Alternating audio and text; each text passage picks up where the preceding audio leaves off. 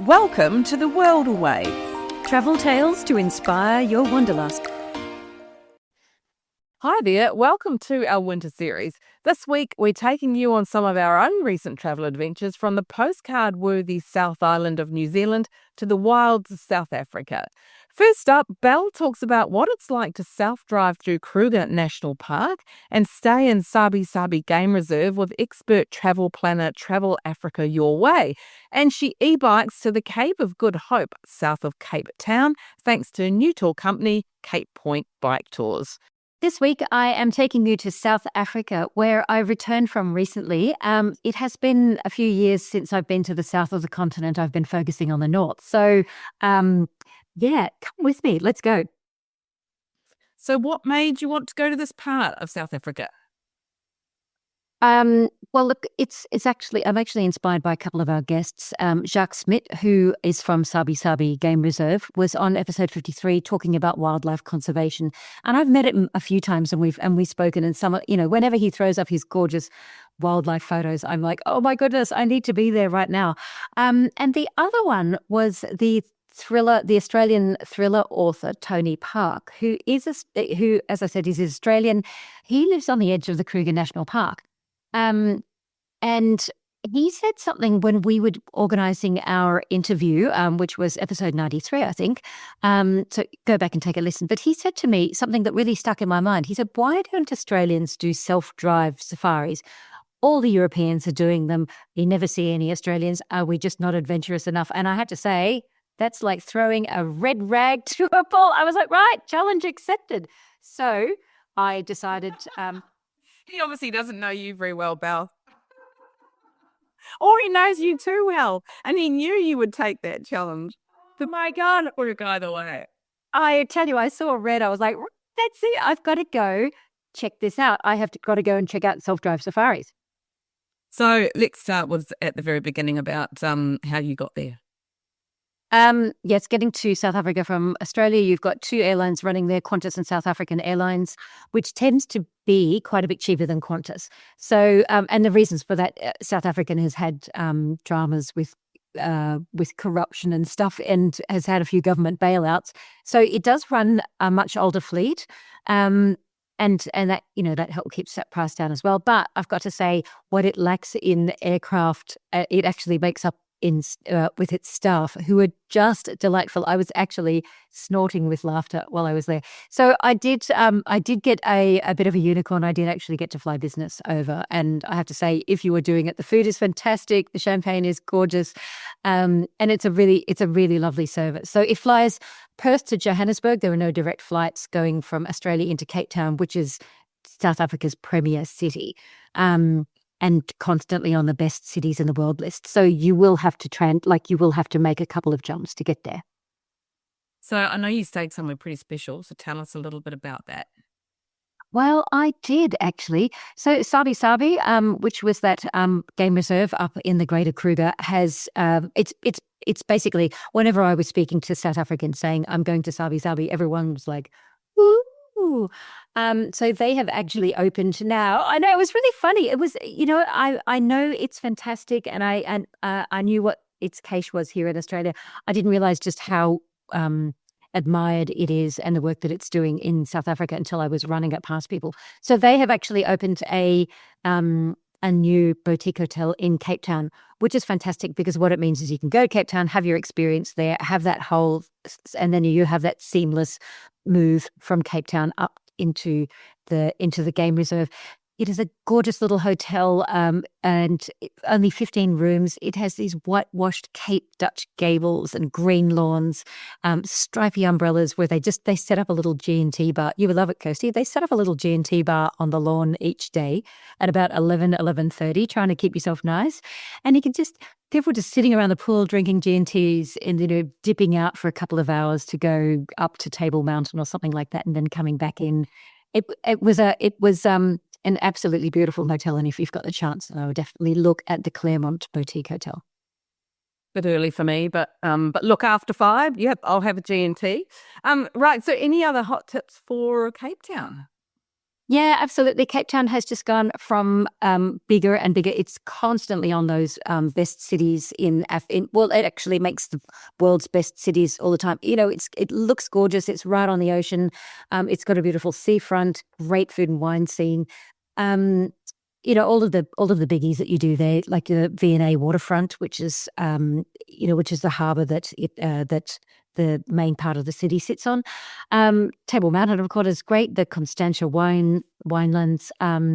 I went into this Museum of Contemporary Art, which is these old silos that have been turned into a really dramatic art gallery. I covered them from afar when they first opened and actually got in there to take a look, and they're absolutely spectacular. But I did do one new experience, which are these e-bike tours down toward the Cape of Good Hope and Cape Point, which is the point where the Atlantic and the Indian Oceans meet. So you leave Cape Town. It's about an hour's transit down there, and these tours have only been open about 6 months or so. And it's the company that I went with was the founder of these tours, which is Cape Point Bike Tours, and I caught up with Neil Kohler, who owns these e-bike tours. So you get down there, you jump on your little e-bike, and you poodle around the national park, and you're actually on safari on an e-bike. It is so cool. That's so cool. That's more my thing to do. Rather than drinking gin at 11 o'clock in the morning. Kirsty, you just got to mix it up. But it was amazing because literally you're like fagging down the road. So the roads are tarred, and it's a really busy national park because it has got that whole, it's the end of Africa. It's the end of the continent. It's technically not the most southerly point, but it is. It's just a whisker between that. But it's got that whole thing. This is where the trade winds are and the roaring 40s and stuff like that. So you're fanging along in a little e-bike, and then you see a pile of ostriches on the side, or you see baboons up here. And we stopped in and into historic lighthouses. We, did all of those gorgeous photo ops on the way, trying to spot all of these giant antelope like kudu floating around the place, and a really amazing museum in there called Mother Africa, which was just this really unassuming looking hut, and inside just an absolutely mind-blowing, very high-tech museum that explains the structure and the patterns of migration, of human migration. So it's telling this whole human story in this really quite remote location. And then you get back out on your e-bike and you pedal on back again. And I even had a swim, because the swim you don't have is the swim you never have. And I cannot recommend it highly enough. So thanks so much to Neil for doing such a great tour. Yeah, amazing. That definitely makes me want to go. Right, let's move on to Kruger. So here's the question everyone wants to know. Did you tick off the big 5? Did I tick off the big 5? Just about on the first day, and most of it from our car. Like, it is absolutely phenomenal, and it totally deserves the reputation that it's got. So tell us how you got there from Cape Town and a bit about the experience there.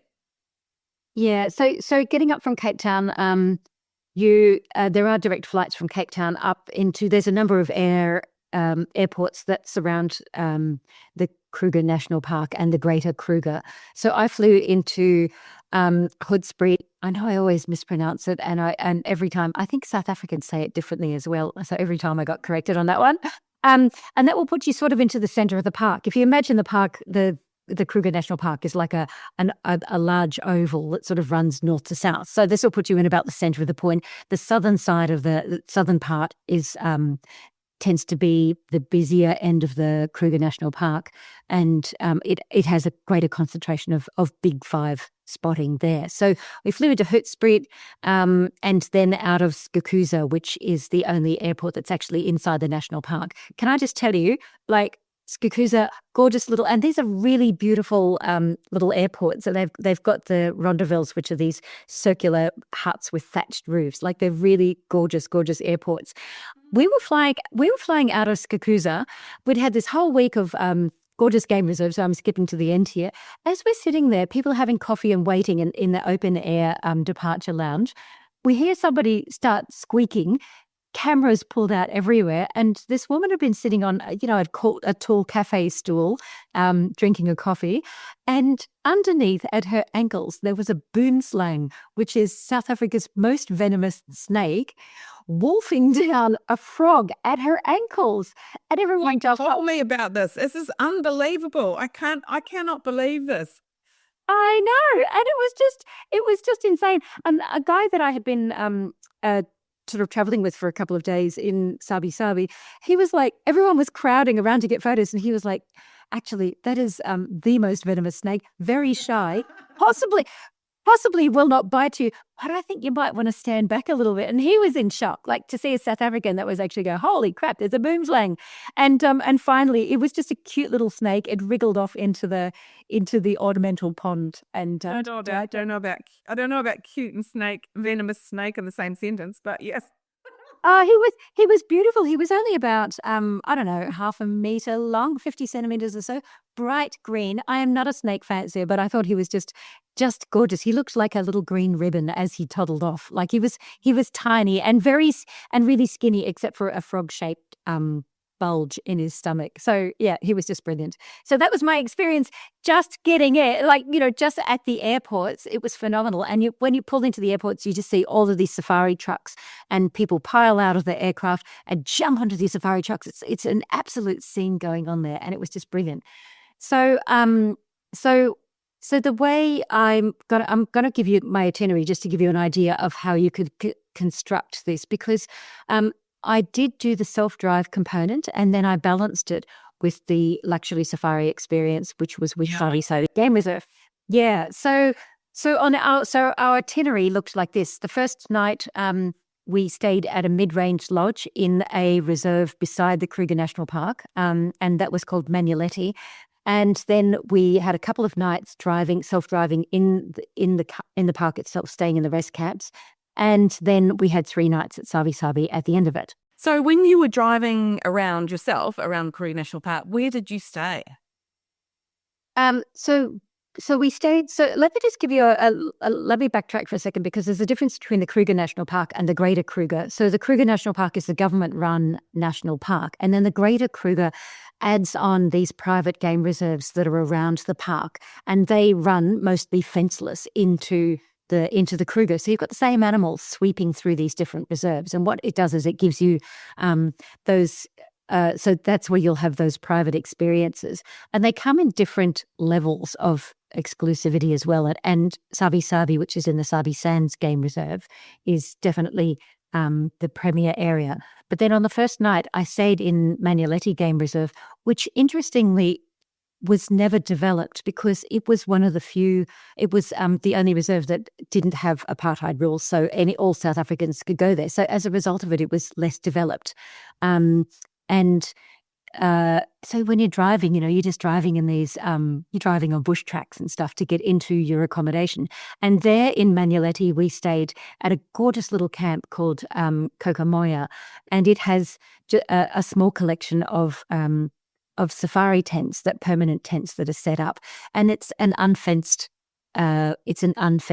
accommodation. So like all of these places, the same as what you'll find in places like Kenya and South Africa and Sri Lanka, when you're doing safari, you have to be escorted to your accommodation so that you don't, get eaten by lions on the way in.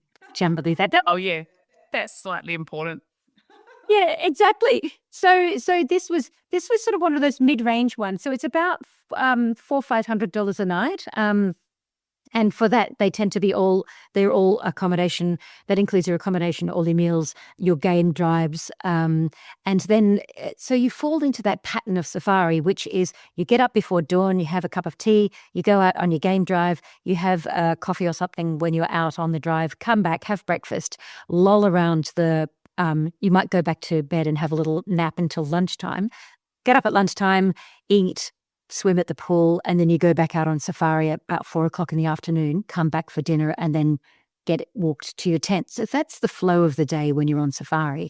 And that really doesn't change whether you are staying in the most exclusive of camps, the medium range, which is what Kokomoya was in Manuleti Reserve, or whether you are self-driving as well.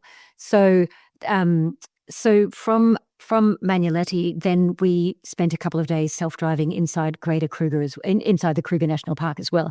And you know you're in the park because you've got checkpoints, you've got gates that you have to drive into the park and register. And they do that, because they close the gates at night. Because, well, for a start, they don't want people just driving around randomly in the middle of the night, being eaten by things or stepped on or whatever, But the other thing too is, as just as importantly, is to stop poaching as well. Because if you are looking, some of the animals that we're looking at, there are only a few thousand left in the wild. And when you are looking at these animals, you're thinking, oh my God, that like the white and the black rhinos, they have had those horns decapitated because of human lust. And, I've been writing about this and just thinking about how disgusting it is that humans have made this decision. They go, oh, this is going to help my sex drive. So we're going to, put rhino horn, I'm going to drink rhino horn every day so that I'm some, sexual athlete or something like that, which is absolutely disgusting. So Kruger National Park and the Greater Kruger have taken this on, and they've pretty much got a team approach to doing things like having this, monitoring it so that they don't have poachers in there. And they do programs like dehorning to stop the theft of and the killing of animals in these parks. So that's the structure on it. So then after I went into the national park, I stayed in rest camps, and there's about 12 of them scattered through the park from top to bottom.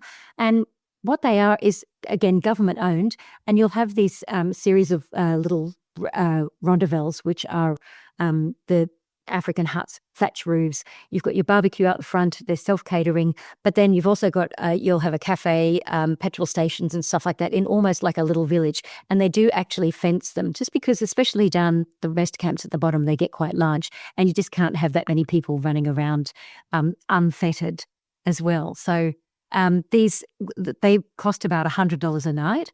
So they are a really affordable alternative. And we met a lot of people like from Namibia, South Africa, who are staying in the rest camps and then driving to find their own game experiences.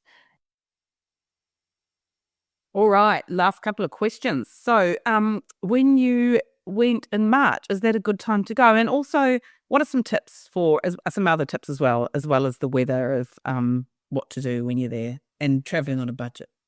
Yeah, well, I think those two questions kind of collide, because if you are trying to safari on a budget, I went at the end of February, which is part of the green season, which is those warm, rainy months from November to April. So, of course, you've got the peak season, which is Christmas and stuff like that. But outside that, the warm, rainy season, it means you've got more bush coverage, so and a lot of water everywhere. So animals are sort of dispersed and also hidden amongst the greenery. But it's also the time to see all of the newborns, gorgeous little baby lambs of the antelopes, and cubs of every size and nature, and baby zebras and baby giraffes, the cutest things you ever did see, which we literally saw on the side of the road. So the green season, often people have got this idea that they need to travel in winter. I would say that because in winter it's drier, the water dries up and is concentrated around water holes, so the animals are drawn into that. But I think that the green season was an absolutely incredible time just to have that experience of new life. So I would look at that. It does tend to be cheaper. Also, self-catering, of course, because you can stay in the rest camps and you can eat at the cafes and stuff like that, which is great. Or you can do the very South African thing of barbecuing. And then also look at those smaller reserves such as Manuleti, and that is traveling on a budget. So the flip side of that is traveling on a luxury experience, which is what Sabi Sabi was. And the difference between that was me having to learn everything about what I was watching and reading books and stuff like that when we're looking at giraffes, and then just not understanding their body language. When I joined Sabi Sabi, I learned more in the transfer from the airport to the game reserve from the the person that was driving the safari truck to get us to our accommodation. Like, it was just incredible. Which one would you choose if you had to choose one, self-drive or being hosted? Do you know, I would actually do both. I would still do both. I would do the very cheap, just because I think you've just got that freedom of the joy of discovering something yourself and having to work at it a bit. But then the absolute experience. I want to do a big shout out to Imelda, my guide, who was absolutely incredible. She had degrees in she had 3 degrees in things like environmental science and zoology, and the level of detail and the level of knowledge. And also they just know where to track as well. So on my last day with Sabi Sabi, they said, come on, we'll go out for our last drive. We literally saw elephants, we saw lions, we saw leopards hanging in trees. It was phenomenal. And they've got that experience to be able to read the bush that I absolutely don't have. So I think if you can afford it, balance the both, and you're really going to have the best of a South African experience. If you'd like to help support our production costs, you can buy us a coffee at coffee.com/theworldawaits. That's ko-fi.com/theworldawaits, so we can continue to bring you inspirational travel interviews with the world's best. Our second interview is with Kirsty, hiking and biking on the Queen Charlotte track and kayaking the glassy waters of the Marlborough Sounds. She explains how to get there, why this is one of the best places to hike in New Zealand, and where to stay pre and post your hike. Take a listen. She's back in the heartland, and this time Kirsty was on the South Island, starting in Christchurch and driving up to the Marlborough Sounds region, where, surprise, surprise, she went hiking and biking in the Sounds. So everybody knows this is a great road tripping destination. How did you find all the driving? And tell us where you went. Yes, so it's super easy to get around New Zealand, as most people know, and there are, loads of car rental companies too to choose from. We went with Europe Car. They have locations all over New Zealand, so from Auckland in the north, which is, as most people would know, New Zealand's largest city, to Dunedin in the south. And we hired our car from Christchurch Airport. I did a little reel on Kirsty Rides if you want to have a look at it. And we drove to Picton. So it was about a 670 kilometre round trip. So not that far really. And we broke it up by staying one night in Kaikoura, because I really preferred only drive about a couple of hours at a time. Kaikoura is a stunning coastal quaint little town, which is really well known for having year-round whale watching. And then, so we didn't actually drive straight to Picton though. So we stayed overnight in Kaikoura, then we went up to Blenheim and we stayed at Carmore Chateau, which is very central in the city, in the town of Blenheim. And it's got huge rooms with lounge areas and a really lovely outlook, and it has this great restaurant called Quench Restaurant, which is also open to the public, and this restaurant really set the scene for just the whole exceptional cuisine we had the whole time we were there. I mean, I can honestly say we did not have one bad meal. The food in New Zealand, because usually I go back and I'm visiting family, this was sort of more like, it was really great to sort of see it like a tourist. So the food is just such high quality, and they just really punch above their weight in the quality and the freshness of the cuisine. Okay, so from there, did you head up to the Marlborough region? Look, what's so special about it? Because, I have not travelled in New Zealand a lot, so help me out here. Yeah, so Picton is the gateway to the Marlborough region. So Marlborough is probably most well known as the birthplace of that modern sort of fruity style of Sauvignon Blanc that sort of took over the world really and won loads of awards, as well as that 2/3 of the country's winemakers are actually based in the Marlborough region. There are more than 150 wineries and 30 cellar doors. So obviously if you're going there, that's something that a lot of people want to do. But it's also home to one of my favourite places of New Zealand and the most stunningly beautiful Marlborough Sounds, most of which can only be accessible by boat, which is what makes it so special. And if you're looking for, going back to New Zealand, looking for those really rich green mountains that cleave into glassy emerald waters and they're teeming with seals and dolphins and bird life, then that's what you find here. So I got some of my best shots of this incredible water and the scenery just on the ferry from Picton. So Picton's a tiny little town, really gorgeous little town. But like I said before, it's the gateway to the Sounds. And so here we got the Cougar line from Picton to Ship Cove, which is where we started our hike. So the Queen Charlotte track runs 70 kilometres from Ship Cove to Akiwa. And this track is not for beginners. If you are just deciding to give hiking a go in New Zealand, it's not the place to do it, and particularly not this one. This is graded intermediate to advanced, and it takes about 5 days on foot or 3 days on mountain bike if you were actually going to do the whole track. But we did it slightly differently. So we went with a company called Wilderness Guides, and they offer this amazing way to see it. So you can do 1 day hike, 1 day bike, 1 day kayak. And the reason we did it that way is because I just think it gives you a really unique and exceptional way to see different aspects of the track. And also, you're in the waterways of the Kinniperu Sounds, and you have all these encounters with native birds like the fantail and the weka. The weka is this cute little bird that looks a bit like a kiwi.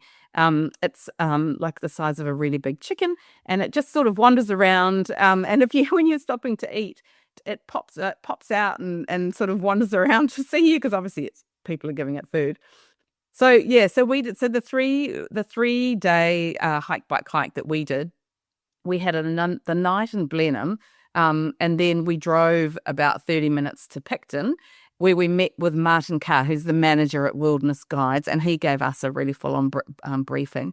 And it was really funny because he was saying to us, look, he was explaining that it's really a hiking track, not a biking track. So bikes can go on it, but it's not designed for cycling, although you do get people on normal mountain bikes as well as e-bikes. And he was sort of gearing us up and telling us about our e-bikes. And he was saying, you'll probably need to use the turbo because it's like 500-meter elevation. And I was like, no, thinking in my mind, so lazy. There's no way I'm using the turbo. Day one, here's me putting on the turbo because it's steep. It's really steep. Oh gosh, that's so funny. Yeah, those e-bikes really lull you if they just say, we've got it, you should use it, and you're like, yeah, let's do it. So you're on bikes, you're on foot, you're on kayak. What happened to your bags, and where do you stay as you progress along the route? So our first night was at Panga Cove, and with the bags, it's amazing because they magically appear for you at your accommodation window at each stop. So, which is thanks to Wilderness Guides. So that this is what they do, right? This is why you go through someone like that, because they're just remarkable. So our first night was Panga Cove. So we hiked from Ship Cove to Furneaux Lodge, which is about 17 kilometres, which does not sound very much at all, I understand, but it is incredibly steep, and it took us just under 5 hours. And by the end of that day, I had 30,000 steps, and we'd climbed about 100 flights. So that gives you an idea of how steep it was. And then from there, you go from ferry to Panga Cove. So we were staying in an apartment there, but they're really just these gorgeous little villas that are kind of carved into the hill. They're not apartments, and it was huge. We had this stunning room with views just overlooking the Sounds. It was just remarkable, and you can only get there by boat from Picton, foot or mountain bike off the Queen Charlotte track, or by helicopter, and it just makes it really, really remote and very special. And then after that, we stayed there, had an incredible meal there. The food was just exceptional. And then once we left there, we had they prepared a packed lunch for us, so that we could then just jump on the bikes the next day. So day 2, you are back on a different part of the track. Is that right? Yeah. So the day 2 we were on the bikes. So day 1 we did the hike, and then day 2 we're on the bikes. So basically we biked straight out of Panga Cove. So from here, it was basically an almost vertical cliff. So this is what I was saying about needing the turbo. So the bikes were delivered by ferry, and then they were on the ferry, and then we took them up to our rooms, hence sort of the extra steps, and then basically the next day we just biked from there straight up a vertical cliff And I thought it was so steep that the bike was actually going to tip backwards and I was going to fall backwards off it. That's how steep it was. And we biked to Portage Resort. And then when we got to Portage Resort, which is another just exceptional property, we left our bikes at a little pier near there called Toria Bay. And you get there and you take your bikes down this hill and it's like a kilometre down to the little pier. And then you have to walk back up to Portage Resort, which is again like the elevation of in this area of walking is just incredible. So that bike had a 500 metre elevation, and it was only about 25 kilometres, which doesn't again sound that long, but oh my God, it was so tough. It took about 3.5 hours. And then at Portage, we had this 2-bedroom again, kind of little villa carved into the hills, stunning views across the Kenepuru Sound. The menus at both properties were just exceptional. What I loved about their menus was, as I was looking at it, that's all local food and wines. Like all of the wines were Marlborough. There was a couple of Aussie Reds, but most of it was New Zealand. New Zealand fresh produce. Can I say, when you are in New Zealand, particularly in the Marlborough Sounds region, you have to get green-lipped mussels. These are huge. They're about 4 times the size of the mussels that we get here in Australia, and they are just exceptional, and they're from this very region. So then in the morning, we went back to Toria Bay and we kayaked for 4 hours to Picton. So this was just remarkable. The first part of this kayak was just so calm and beautiful and pristine, and you're in this, you're on this glassy water, and all you see and hear is the bird life, the seals. There's the occasional little holiday house dotted in the Sounds, but then it gets pretty tough when you get to the areas where the ferries come into Picton, because you're crossing over that sort of main leg of water. But that's just that last leg. And then you pull in with the kayaks into this tiny beach right in the centre of the township. But this kayaking was just exceptional. It was just so incredibly peaceful, and you stop and have your lunch spots at these little camping sites and bays where there's just not a person in sight. We didn't see one person on our entire kayak. I mean, like I said, there are the odd little holiday homes sort of way up in the cliffs, but you just don't see anyone, and that's just what made it just so peaceful and exceptional and special, and add into that this exceptional New Zealand scenery. Oh, amazing. So I've just been following you along on maps as you're going. So where did you actually end up? Because like when I've seen your photos, it looks pretty special. So we then ended up back at Picton, and then from there we drove. We had the rental car from Europe Car, and we drove that rental car back to Blenheim. And in Blenheim, we stayed at a property called the Marlborough, which has to be seen to be believed. I mean, this property, oh my gosh, it is just exceptional. It's a 1901 convent. And to get it there, they had to cut it up and transport it in 5 different pieces. And it sits on 6.5 hectares of just the most beautiful, pristine, manicured grounds. So 10 years ago, so it was actually moved there quite some time ago. And then 10 years ago, a former international flight attendant for Qantas, and she's a property developer and entrepreneur who was actually born in Christchurch in New Zealand, Angela Dillon. She bought the Marlborough when it was just a little B&B, and she completely gutted it and transformed it into what it is today. And it is now one of New Zealand's leading luxury boutique hotels. And honestly, it is just, you arrive and there's this like winding driveway, tree-lined driveway.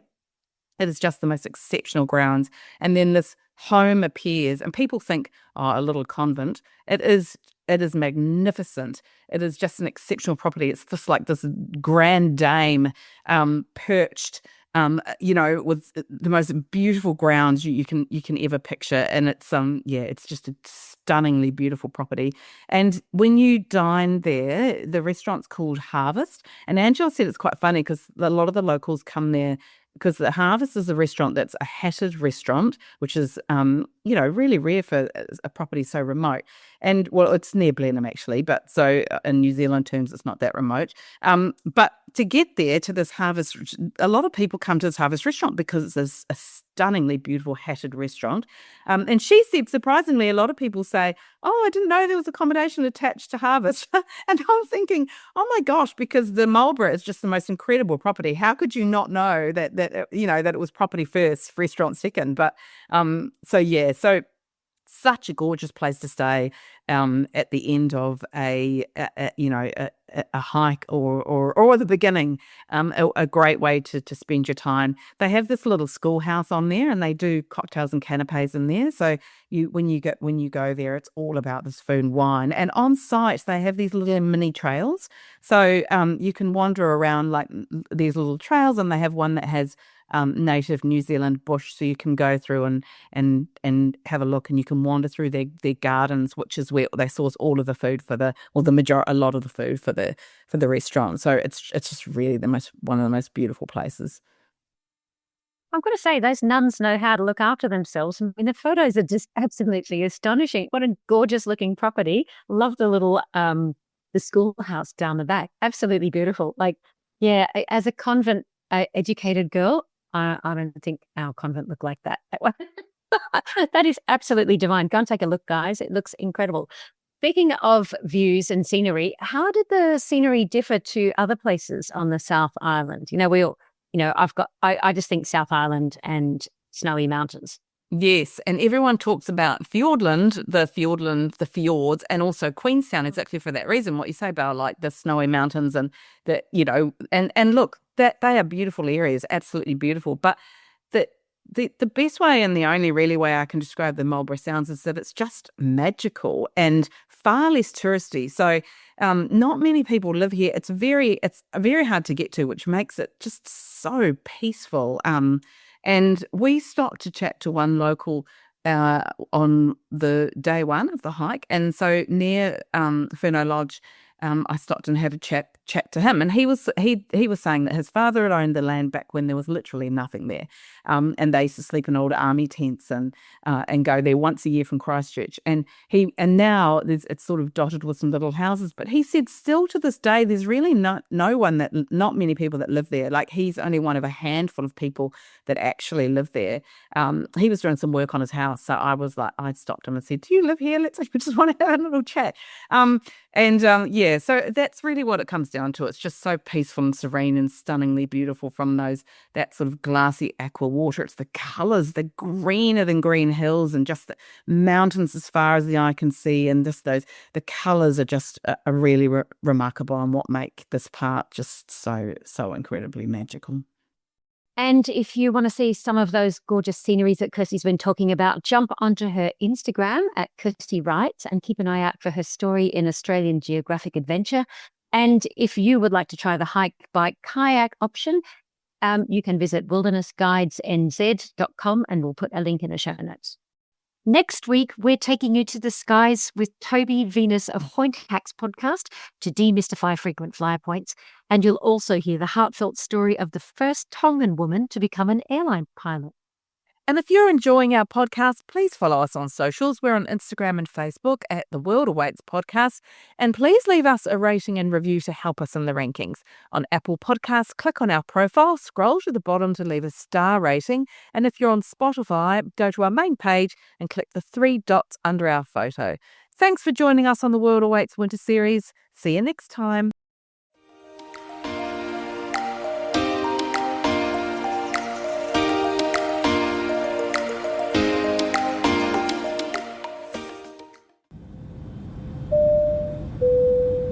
That's a wrap for The World Awaits this week. Click to subscribe anywhere you listen to your favourite pods. Thanks for listening. See you next week.